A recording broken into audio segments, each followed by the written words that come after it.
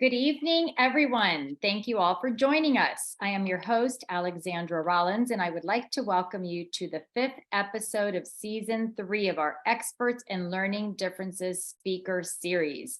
Viewers are joining us tonight from all over the United States to learn how to help students who learn differently navigate the college process. We bring you this show from the American Academy, where we have 2 campuses in South Florida, one in Broward County and the other in Palm Beach County. The American Academy is for students with learning differences in kindergarten through 12th grades, and we are proud that 100% of our graduates are accepted to colleges and universities each year. Despite the adversity your children may face, they can overcome it and be successful. And tonight, you will learn how that's possible when it comes to soft skills, a term we use when referring to good communication, time management, organization, and social skills. In this episode of Experts in Learning Differences, we are thrilled to host a top developmental and behavioral specialist who focuses on the enhancement of student growth and college life skills.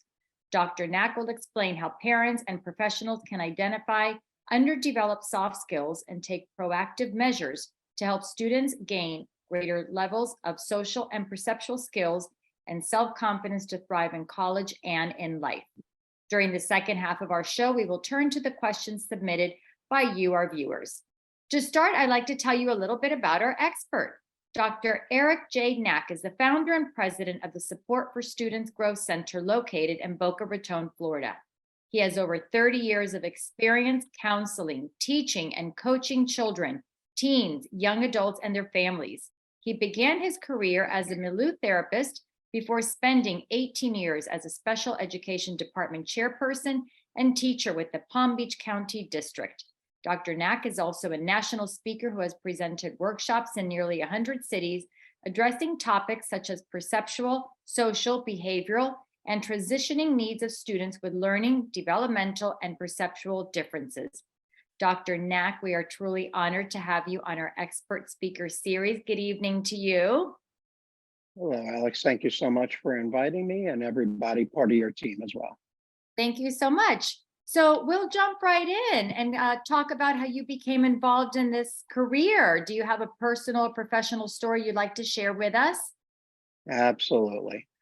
Thank you for everybody who is attending from all over the world as well. And basically 30 years ago, I started my professional experience as a milieu therapist. As was mentioned, I worked with children, teens, and young adults that were in psychiatric hospitals in different settings where they needed some more support than they were able to get outside of that environment. With that, I went over to Palm Beach County Schools as a behaviorist and then did different things as time went on. What I found is working with the young adults and the teens and all is that there was many things that weren't being taught in the schools that needed to be taught. And these are the soft skills that we'll be focusing on a little bit. A lot of the young adults or the teens as well with ADHD, autism spectrum disorders, learning disabilities, and other comorbidity issues. It wasn't the academics that was causing such a challenge for them as they were transitioning up the ways. It was the other stuff. And that's what we'll be focusing on today. Okay, well, wonderful. So when we're referring to this term soft skills, can you tell us what actually are soft skills? I can absolutely do that. The soft skills are those interpersonal skills. They're the things that many young adults are having difficulties with that are not the hard skills. So let me kind of qualify that. The hard skills are the science, history, language, arts, math. In school, we can measure those. We can know they're reaching grade level. They're not. They're excelling. They're deficit. We can measure those things. When it comes to the soft skills, we can't measure those so well, such as when it comes to being able to communicate with others, to be able to problem solve, to be able to manage their time, be organized, not procrastinate, things of that nature. So the soft skills are those interpersonal skills, those people-to-people type of interaction. And there is actually Dr. Amy Edmondson, a professor at Harvard Business School, said a little cute quote that I use on occasion, saying that the soft skills are the hard skills. All right, it's not that difficult for a typical child or even a neurodiverse child to progressively get better in their academics. That's what the school systems are set up for. But when it comes to being able to do those other things, manage their emotions, be able to focus on their executive functioning skills, their social abilities, the interacting with others, the reading social environments, and then the general life skills. Somebody mentioned in our little pre-meeting, and I won't throw anybody under the bus, that they have a young adult child that takes 2 hour or was taking 2 hour showers. Well, what? Yeah, it gets a little costly, and there's a reason that that's happening. So that's one of the things that we want to kind of look at as to what's going on in that young adult's life that's going to impact their development as they move forward. Well, and the times now with computers, they're on their phones. That's that in interaction with others. I find that even makes it a little bit harder these days too. You know what? The whole COVID situation and the dependency on technology. We're having this meeting today virtually as a byproduct of what COVID gave us. Unfortunately, it gave us a lot of not pretty things as well. But now people are much more receptive to communicate virtually. So it opens opportunities. On the downside of that is that so many of our kids over the years, so the last few years, have become very, very dependent on the technology. And that leads to problems that we're going to kind of touch on as well. Right. Perfect. Okay. So what have you found to be the primary needs in the areas of learning and life development for children, teens, and young adults? That's a question that I hear a lot from a lot of professionals that I communicate and network with throughout the country and the world. And I think what it comes down to is that there are certain basic abilities that a child has to be able to have as they move through middle, high school, and into college and so on, elementary as well. And the first one is being able to advocate for themselves, being able to get their needs met, being able to know who to go to when they're having difficulties in learning or socially or behaviorally or emotionally, how to go to the right person for that. The next is the fear of rejection. Especially when it comes to neurodiverse learners, they struggle with academics quite a bit, with all of the soft skills, executive functioning. To some end, they have difficulties with. And what you'll hear from a lot, and probably many of your moms and dads hear from your kids, if they're neurodiverse, is that they don't want to stand out. They don't want to be judged. They don't want to make mistakes and then have their peers, pointing at them and, whatever, giving them a hard time. So that fear of rejection is another thing that really needs to continue to be focused on. The next one is the fear of adulting. I could look back at my own experiences. I was growing up in middle school and high school and college and getting married and, all the different levels that I've gone through. And every time you make that next big step, it gets a little challenging. It gets a little nerve-wracking. It gets a little scary. Those of us who continue to move forward, we get over the hurdles. Sometimes kids need, young adults need help with getting over the hurdles. And then the next one is the anxiety management. I've been doing this 32 years. I've been doing this on some level, working with kids, teens, young adults, and their support people. And I have not seen a time any stronger or any greater than what's occurring right now with the anxiety levels that I'm seeing in our kiddos and our young adults and all. There's so much worry about what's going to happen in the future, reliving what happened in the past, whether it's real or imagined, and just having such a difficult time with our young adults learning how to be where their feet are.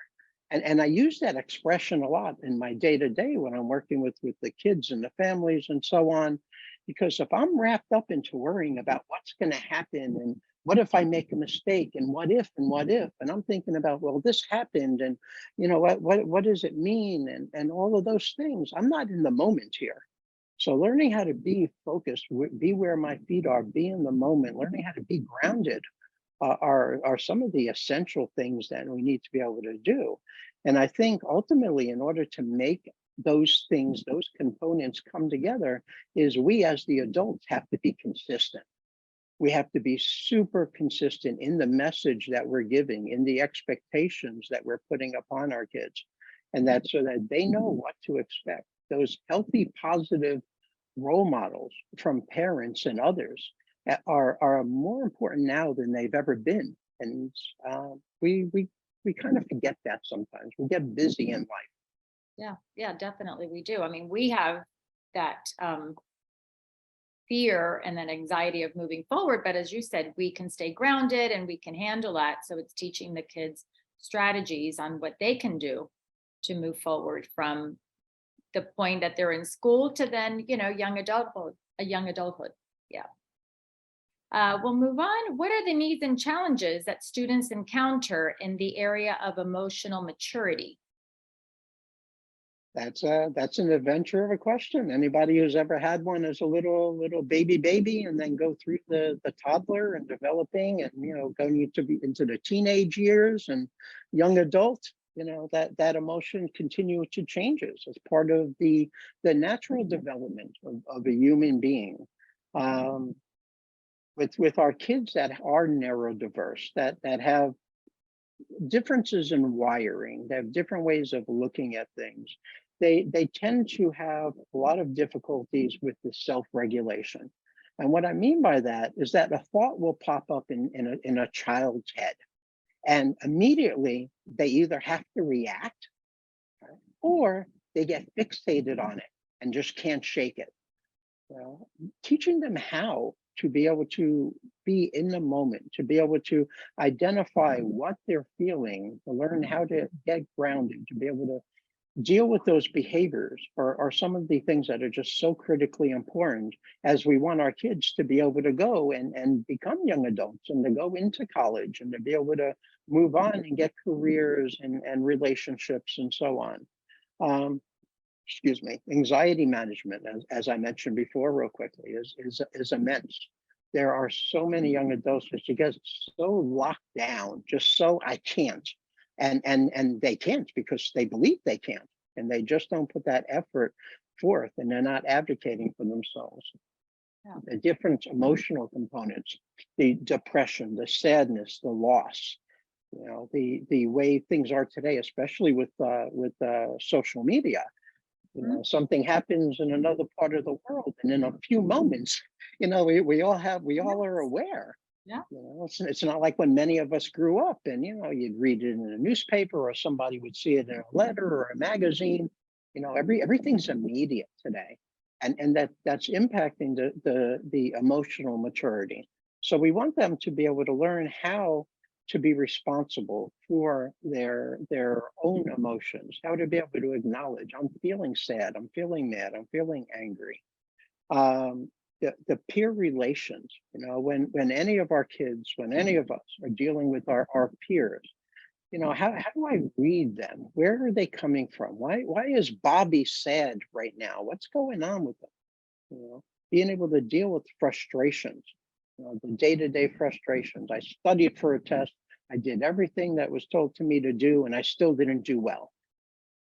Or I try out for the baseball team, and you know what? I gave it my best shot, and I'm not part of the baseball team. I go to a birthday party. One of our kids go to a birthday party, and they want to go and have fun, but they're just having a hard time reading what's going on. They're just having a hard time fitting in with what's going on in that. All of those are high emotional areas that we have to teach our kids how to be able to manage so that they don't look for escapes. That's what I dealt with a lot when I used to work in the hospitals, I mentioned before. The kids that went for the escapes, they didn't learn how to regulate their emotions, and they made bad decisions. Yeah. Well, then how can we help students improve with their executive function? I think in order to help with the executive functioning, we have to be very clear on what we mean by that. I have a very, very short few words that I give as a very simple explanation of what executive functioning is. And that's the ability to plan, organize, initiate, and follow through on anything.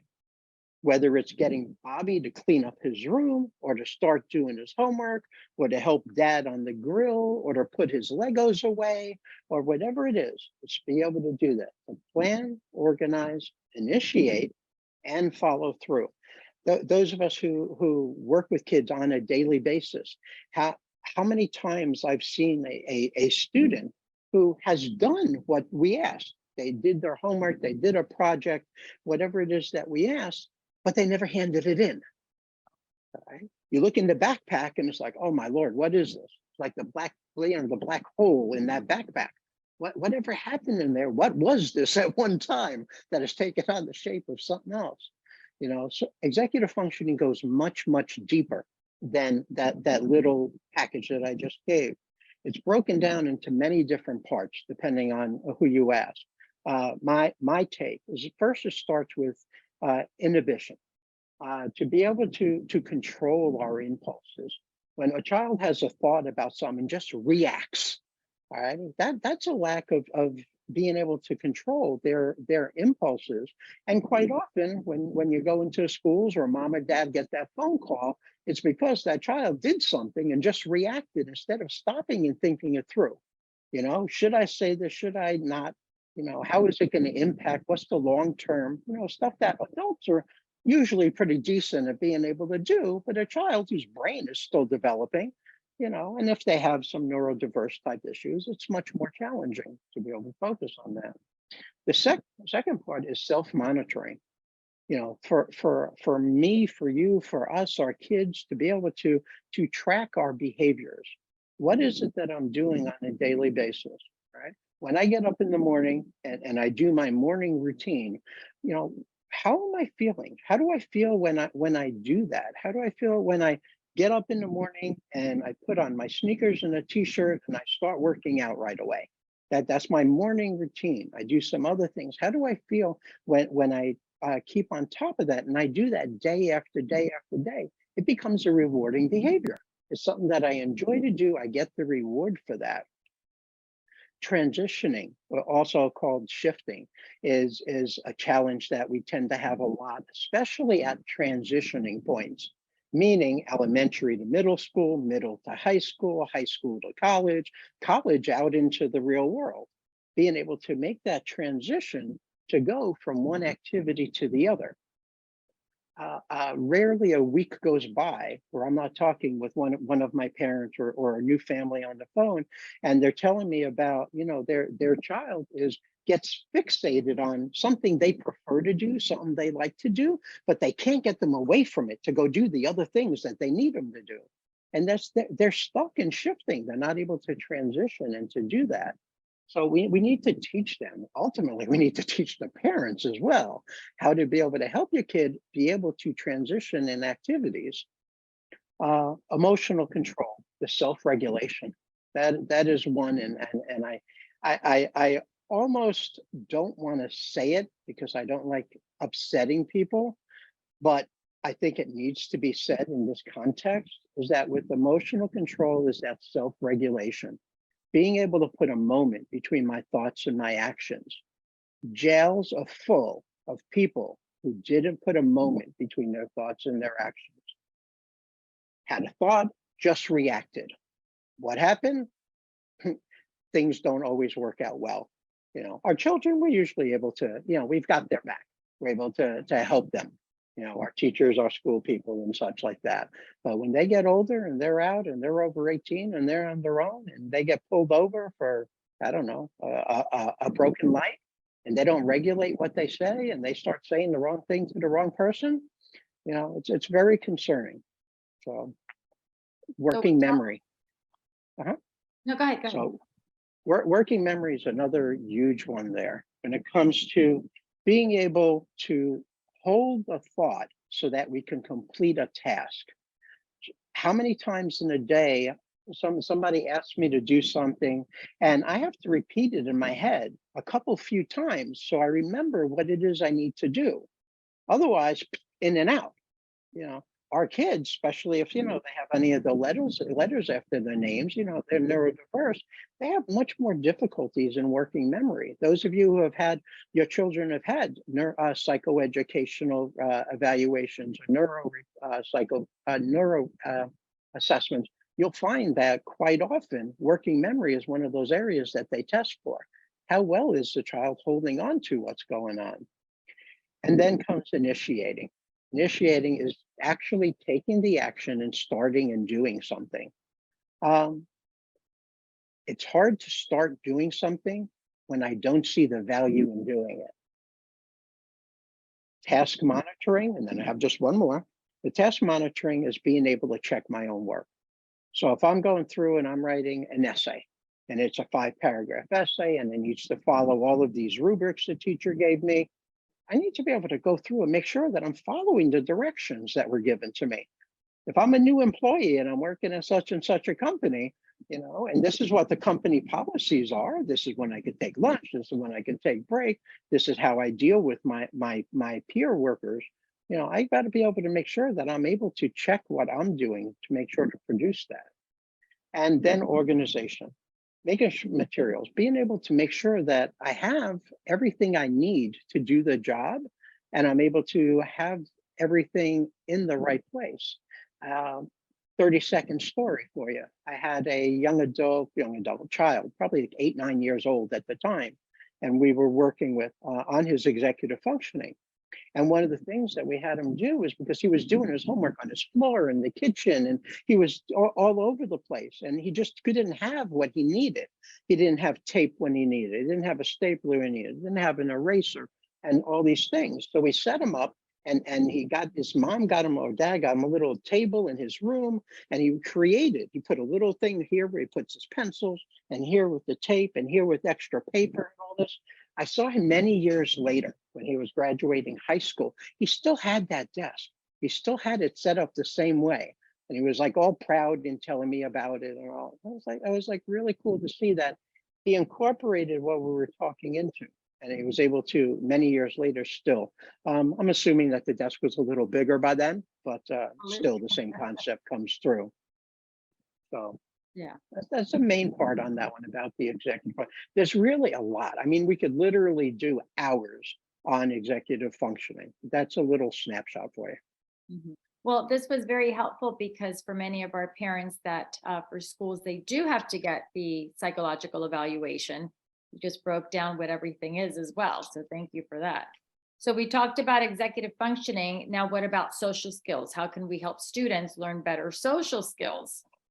That's my love. When I went for my PhD many years ago, well, not that many, 2009, I graduated with that.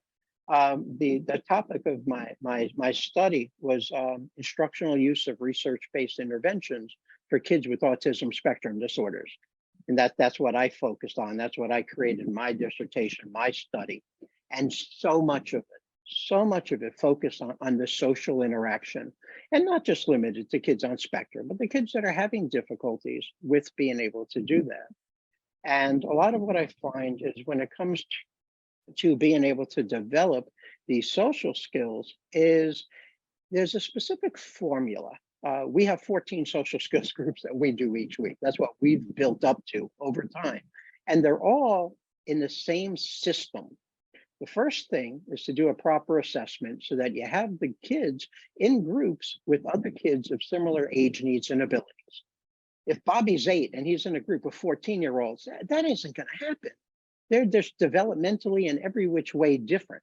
So they need to be with others of similar age, needs, and abilities. Then comes the brainstorming activity. Every group that we do involves a brainstorming activity on whatever the specific topic is. And during that brainstorm activity, we're looking to establish value. I mentioned it real quickly before, is that if you want to get a child, a teen, virtually anybody to do something different, they've got to see what's in it for them. Right? All of you who are joining on tonight, right, you're here not because you don't have anything better to do. Most likely you're here because you're hoping to hear something that's going to help your particular situation. whether you're a professional or a parent or both or educators or whatever it is that you do, you're looking to get something out of it. So we have to help them establish what the value of it is. Then comes the direct instruction. You know, many of our kids have a hard time being a little, being very literal. And sometimes they will take words that are out of context. And we want to make sure that what we're talking about, whatever topic we're talking about, is that they truly get where we're coming from. They truly understand what we're talking about. Otherwise, everything that we do going forward to help them learn how to do that particular skill, there's going to be a disconnect. You know, for us, what I found has worked is a combination of many things that are out there. Excuse me. But what it does is it focuses on the hidden curriculum. The hidden curriculum, if you're not familiar with, is those things that you would expect an intelligent 16-year-old to be able to do in the social world. But for whatever reason, our child is having a difficult time doing that, whether it's joining into conversations, reading facial expressions, reading body language, making and nurturing friendships, dealing with anxiety in social situations, and on and on. Is we need to be able to focus on that's the focus of these social skills. We want them to not just learn how to make and nurture friendships, because that's the short form of social skills, but there's so much more. How is Bobby going to do when he's living in the dorms in college and he's got a roommate? You know, how are the kids going to do in other environments when they're working or they're driving? You know, how are they going to do when they get into a team or a religious group or something? How are they going to do with the peers if they're not learning how to socially fit in? Once we've gotten past that point, then we get into the modeling. We have to show them what it looks like.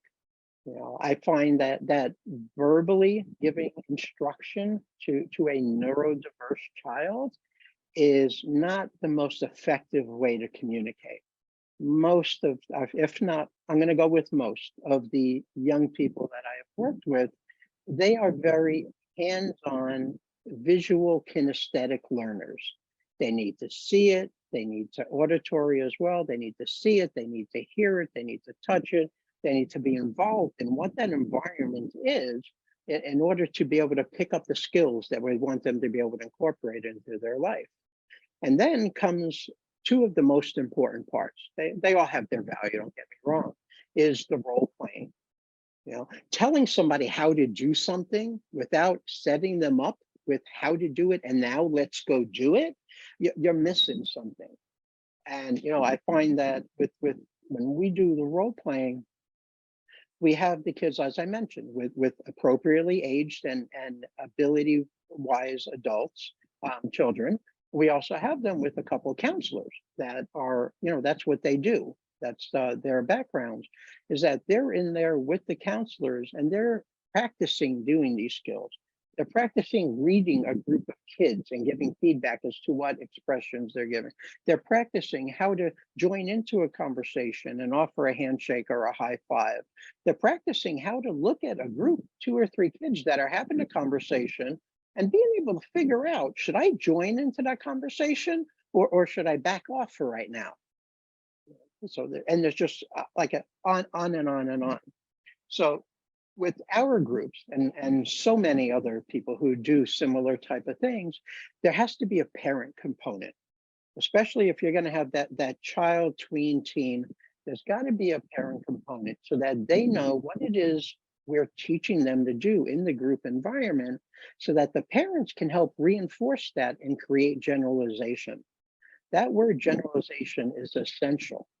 In our center and in most other type of environments, you know, we could teach somebody how to do something, but that's not why you bring them here. You bring them to us so that they can do it in other environments. We want them to learn how to do these skills, and we have to give the parents the fuel. So what we do is a two-stage part. We do one is the lead counselor will always come out, because we always have at least two, and talk with the parents for a few minutes. not about the specific things that the child did. Confidentiality stays in the room, but we talk about what the lesson is, some of the activities that were done, so that this way, if you ask the kid, oh, what did you do in group today, they don't give you the world famous nothing. Just like when I always came home from school, I never did nothing in school. It's like, what it is that went on in the group. All righty. And then the team leader is going to give you a document that I created that goes along with the lesson for the parents. And it gives a brief overview as to what the lesson was about. And then we give you a few suggestions of skills you can be doing outside to be able to help generalization occur. So whether you're doing something through a group or you're doing it individually or something, there's got to be that follow-up, just like school. You're in school and you learn how to do the math. You go home and you practice it. You do the homework. You go into class the next day, you need help with something, you ask, you get clarification on it. Now you're building up that skill set. The same thing with the social. When they come back next week, we review what we did the week before. We go over that, questions, problems, whatever. And we need the parents on board with that as well. I see quite often that, especially back to the question with the Twitter and the social media and the WhatsApp and all these things that are out there today, so much of what the kids see about social situations aren't real, but they think that they're real. They think that you should be able to go out and just, hey, everybody should be like this, and everybody should have a Lamborghini, and everybody should go on their first date, and all these other things, because that's what's being portrayed out there. We want to be able to make sure that they know the difference between that. Another area with social is when it comes to social, our kids that are neurodiverse, especially, they so want to be a part of. They just want to be a part of the sixth graders or the ninth graders or the third graders. They just want to be a part of. And sometimes they don't know what they don't know. They don't know that by going on social media or playing some video games, that there's some not nice people that are on there that may want to take advantage in one way or another. So we got to teach them that safety with technology safety. Got to teach them about how to be able to have privacy and boundaries. And that is part of what needs to be done in all the environments, whether it's centers like ours, or in the school environment, or over in the American Academy, is to constantly be reassuring and reaffirming and going over not just the academics, but that other stuff also, because we want the kids to succeed and to do well. We want them to have the confidence in that social situation. And one of the things that I get a lot of right now, because one of the natural progressions of our particular situation is we have created the college life skills program, where we take what we do and we go up to the next level into the college world. Is that we're finding so many of our young adults that get into college, they have the ability academically, but they don't know what to do with themselves on the weekends. And they're hibernating on the weekends, or they're playing video games till 4 o'clock in the morning. We need to help them with things in those areas as well, socially. Well, now that you are talking about college, our next question is, how can students prepare for college life? I think the first and most critical thing that I'm seeing is that as a child is a child, and I'm talking 4, 5, 6 years old and up, right? They need to have developed the independent living skills that they're going to need when they're 15, 18, 24. Parents are phenomenal. We just want the best for our kids. We don't want them to suffer. We don't want them to strain. We just want to do whatever needs to be done. Sometimes we do things for them that they can do for themselves. And when we do for our child what they can do for themselves, we're taking away the opportunity for them to develop the skills.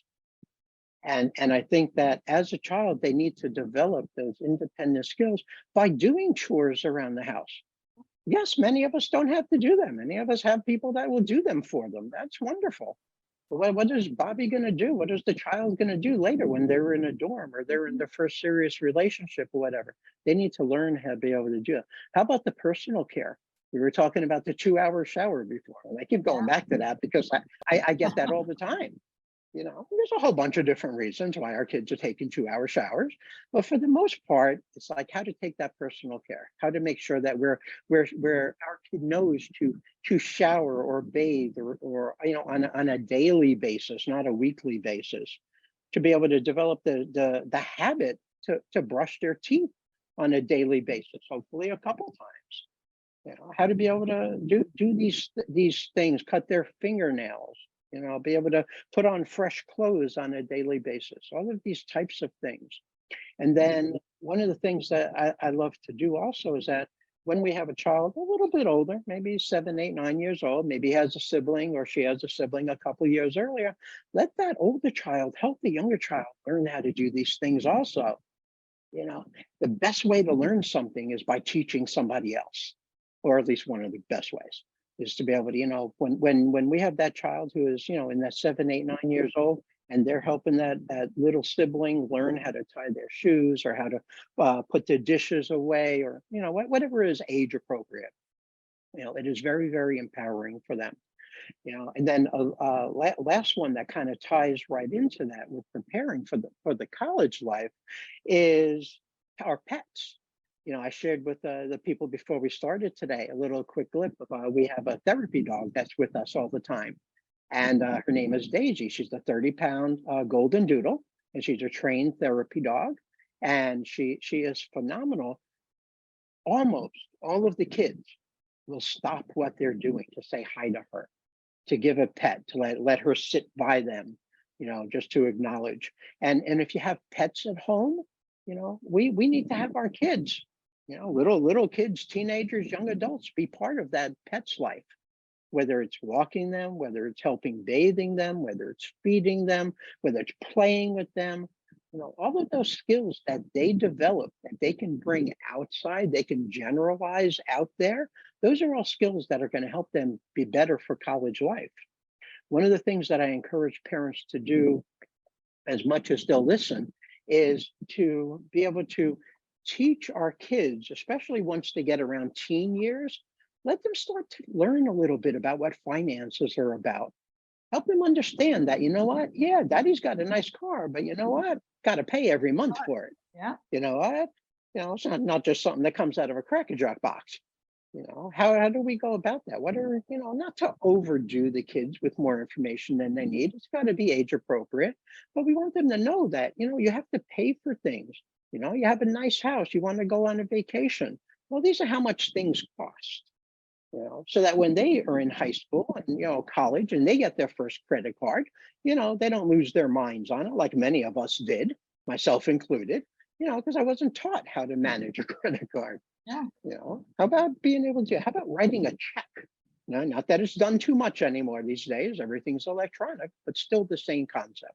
How to balance a checking account, a ledger, how to be able to do all those things. And the parents are the best ones to teach that. Just bring your kid into the life, whatever, once again, is age appropriate. Let them learn about these types of things, you know, to develop the communication skills. How is it that the parents are spending time communicating with their friends, with their other people? Let them see that.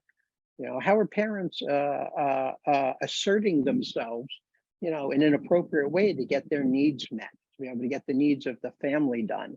Let them pick up on some of that stuff. Um, well, I think I'll stop with that answer at that point. Great. So Thank you. much of this I can go on Oh, forever, but yeah. I won't. Yeah. Well, my youngest is a junior and he'll be a senior next year in high school. And last night I said, here, you need to go ahead and start folding your own clothes to get ready for college. All right. So we'll move on. What have you found to be a true measure of student success? That is such an open question because it depends on what the value is of the family. And I think ultimately a common definition or description I can give that I think is safe across the board is that any sane family, any sane parents are going to want their child to be happy, healthy, productive, independent, and not have to live in their house someday. I think that's really the big ticket. How does that happen? By teaching them. By teaching them what is it that makes them happy? What do they value? What do they want to be able to do? Help them learn the skills to be able to do that. How do you stay healthy?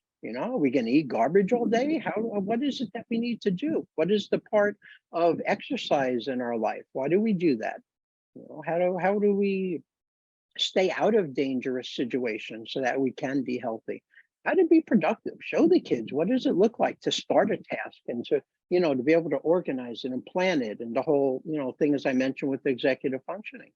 We want them to be able to see that, what, this is what you can do if you set your mind on it. Once you have some idea as to what is important, what the value is, we want our kids to be socially fulfilled. And especially if they're neurodiverse, especially if they're having, some challenges in that area, in social and emotional, that we want them to be able to collaborate with their peers when they go to college. We don't want them hanging out by themselves on the weekend. We don't want them to be sitting at the table by themselves when they go away. We want them to be able to have the skill set to be around others, the being able to make the good grades because they put in the effort to be able to do that. That value of what does it take is what I think is so essential to be able to help the kids be able to be successful. Every accomplishment that I've made, and I know I'm not alone, and every hurdle I've jumped that I've made as an accomplishment in my life was because I had a vision of accomplishing something. I was able to put a plan together, quite often with the help of other people, and then I was able to work my tail off to have it come to fruition. We want them to develop that. That's what the measure of student success is. Yeah. That's what you all who are over at Heritage right now, in the academy or not. You want to see your kids be happy, healthy, independent, go on, create lives, give you a call back, or send your kid their kid to your school, 20 years later or 10 years later. That's where the smiles come from. Yeah. Yeah. Oh boy, one of these questions, one of these days we're going to start talking about this, but how has the pandemic affected children and teens today? Give me the short answer on this one. I'll do what I can on the short, but I know. Let's see. The short answer for the pandemic is that kids that are diverse have struggled with the regression, with not making the consistent progress that they have been making, whether it's academically, socially, behaviorally, emotionally, whatever the course is. And being so isolated during the pandemic has really impacted their development. And that's where we, as the adults, have to step up. And now it's time to make up for lost time. Now it's time to understand that some of the difficulties they're having that they were doing better at is because perhaps they weren't getting the service in or out of school. So I think that's the short version of that. Yeah. And then we have one more question before we move on to our tips and takeaways. So what are your thoughts about technology over usage? And then how do we go to like the next level? I think with technology over usage, it impacts the communication and independent functioning skills. Ultimately, if the young adult is doing everything texting, they're not having to communicate with other people. So their communication skills are going to regress. Social isolation has been immense. Increasing emotional dysregulation. They're not around others as much. They're not developing and picking up and reading others and learning how to perform in different situations in and out of school. So I think one of my real pet peeves, if you will, is, and I know I get very opinionated, just as who I am, is that parents really have to supervise the technology usage of their kids under the age of 18. If your kid is 13, 14, 15, and they're bringing their cell phone to the bedroom with them at night, I don't think it's in their best advantage. I think when the night is over, you need to have that phone. They don't need to have it. Put that away. Absolutely. Well, wow, we have learned so much about soft skills and how students with learning differences can enhance their self-assurance and be successful. So we're going to put up some tips and takeaways. And if you can please explain some of these, Dr. Knack. Absolutely. The first one is the emotional maturity. And this is about teaching how to teach our kids, our kiddos, how to be responsible for their own behaviors by sharing the skills they need to be taught. We need to talk with our kids. We need to talk with them as to what is expected. What do you need to do now that you are 12, 13, 18 years old, that when you were 4, 6, 8 years old, you know what is just not the way that's appropriate anymore. So we've got to talk with them. We've got to show them. We got to use examples of positive role models that are out there for them to learn. The next one for tip number 2 is the importance of executive functioning skills. I think the importance ultimately comes down to any of us, child or adult, in order to be a fully functioning adult, to be able to create the what it is we hope to aspire to develop in our social, emotional, personal, financial, spiritual, relationship lives, is that we have to be able to have those basic skills of being able to plan, organize, initiate, follow through, and complete. If we fall deficit in any of those parts, we're going to have a very difficult time achieving the desired goals. For number 3, we have the strategies to teach these social skills. As I mentioned, it's, and this is the peers need to be with similar age. Sometimes I see little, teenagers with little kids, and it's like, yeah, it's cute, but you know what? They're not learning how to do teen stuff being around little kids. We need to focus on being with the right group, with the brainstorming, with the value, the direct instruction, the role playing, the parent support. Consistency is so essential. If you're going to work on something with your kid and whatever, and any of these things, it's got to be consistent and over and over and over again, because we need the generalization. We need them to learn the skill and be able to bring it into other environments. Number 4 is when to start teaching the essential life skills. And it's as a child, exactly like I said before, it's as young as they go, start giving them things to do. Because as they learn to do and take responsibility, they get empowered. They get stronger, they get more capable, and they become more and more independent. Don't do for them what they can do for themselves. Please, please, please, please. Let them feel empowered. Yes, I can do this. I don't need mommy to do it for me. And number 5, the value of modeling by parents, teachers, and peers.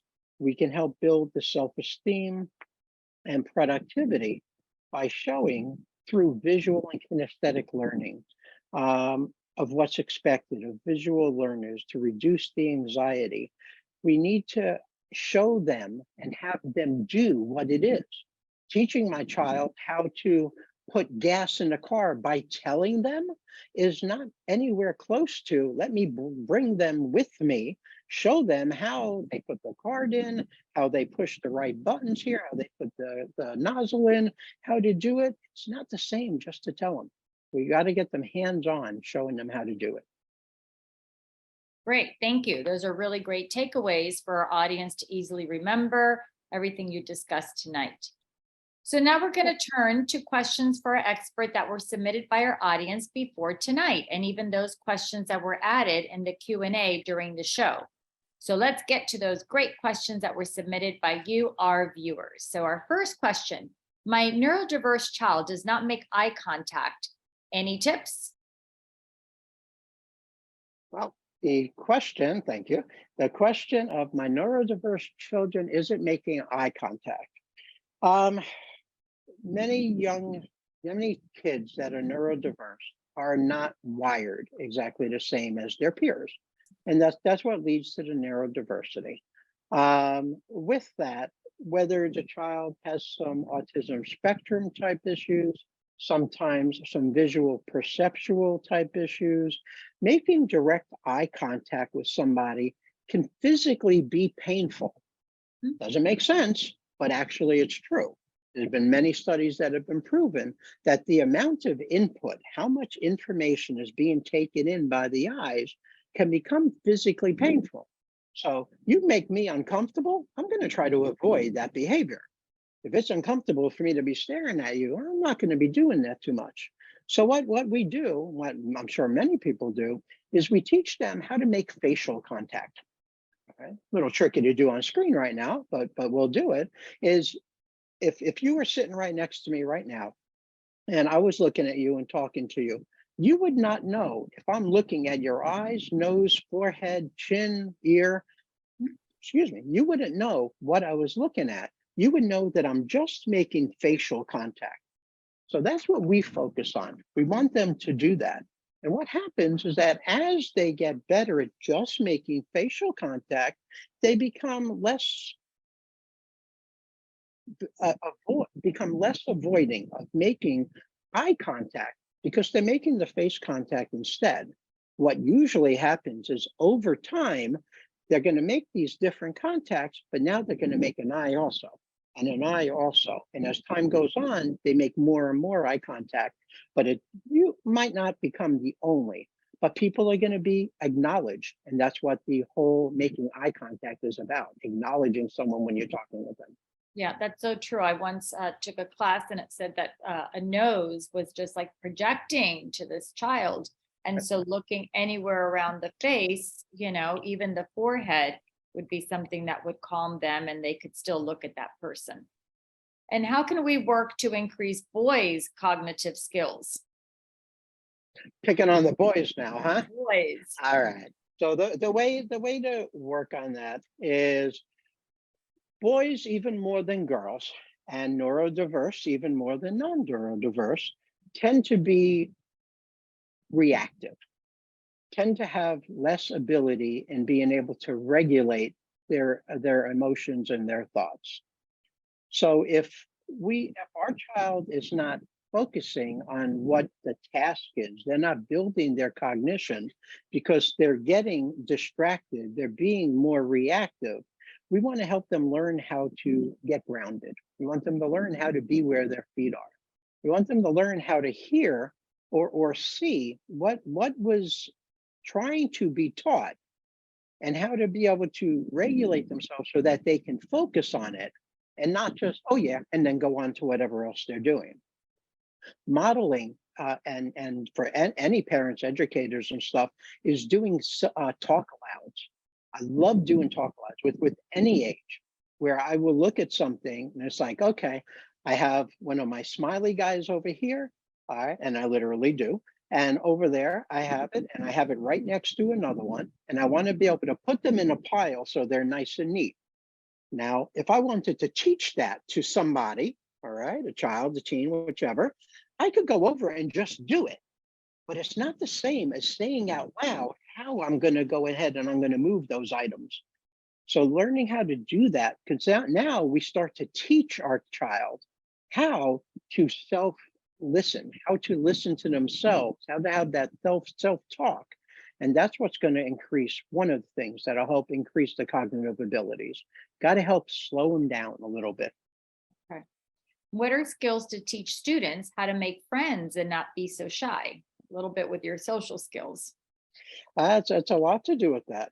You know, the shyness quite often comes from a feeling of inadequacy. All right. I'm not going to go talk to them because they're not going to like me. I'm too tall, I'm too short, I'm too this, I'm too that, I'm too whatever it is. So a lot of it comes from there.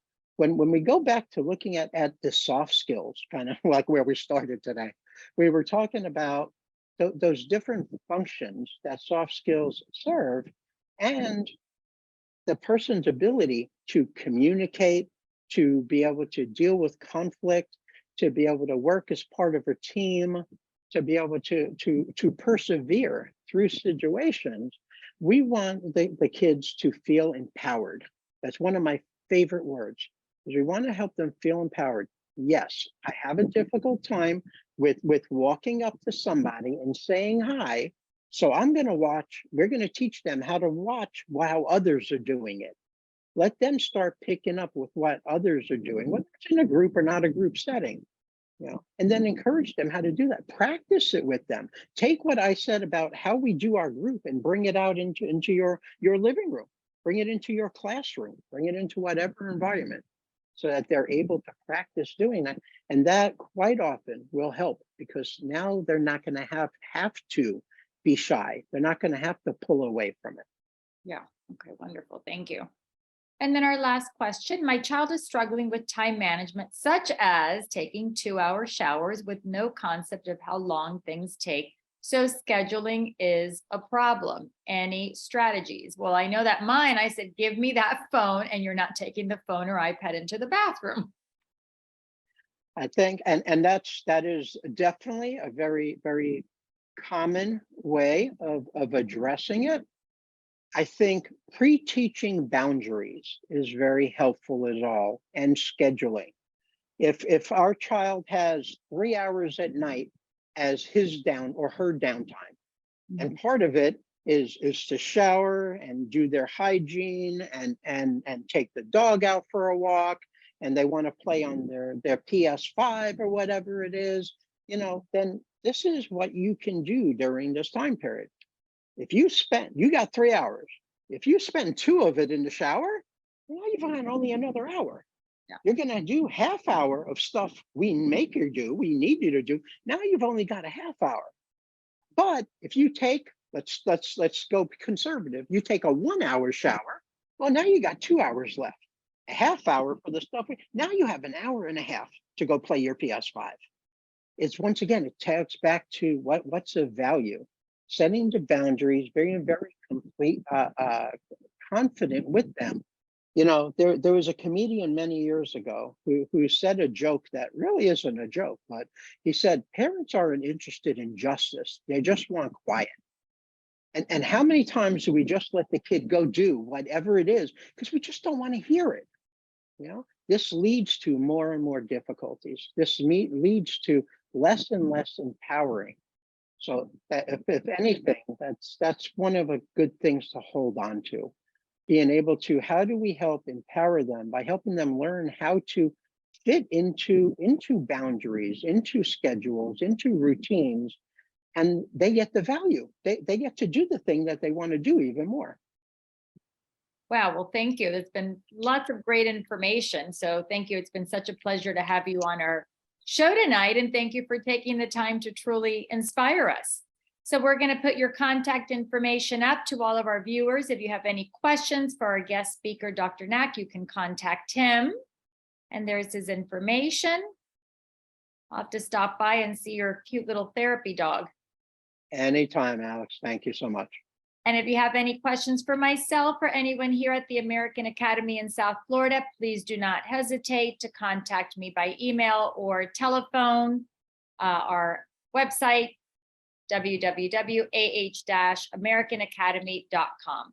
And on our website, you can also find the link to our speaker series, and you can watch any of the previous episodes, including the one tonight, throughout the past 3 years.